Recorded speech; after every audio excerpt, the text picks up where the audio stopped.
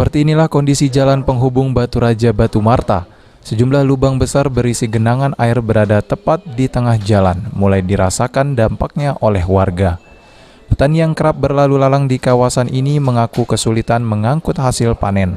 Namun jika cuaca cerah, diakui tidak terlalu sulit melintas.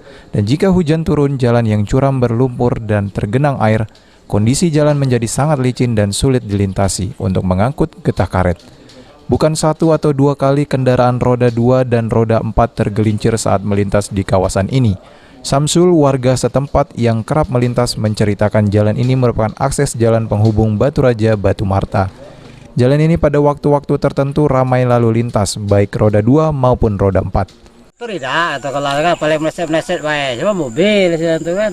Ya parah malah situ jalan tuh kan. Untuk mobil. Oh, di sini kan tanjakan, zakat kejingoannya jalan tuh kan. Tiap hari, nggak pernah sering kok pernah kena hujan di jalan tuh kan. Nah, sekali-sekali yo, kita tidak pernah kena hujan. Memang akses jalan ini memang satu-satunya memang ini Pak ya? Iya, yang tembusannya. Ini tembus kemana nih Pak? Raja, ini ke Teran jalannya. Oh, dari Teran ke Batu Raja. Ini ke Batu Marta ya tembusnya? Unit berapa? Itu satu. Bebeknya bagus Pak, taruh berapa pun. Bagus kan gitu kan, kesana sini kan enak. Cuma itu Pak ya jalan itu kan.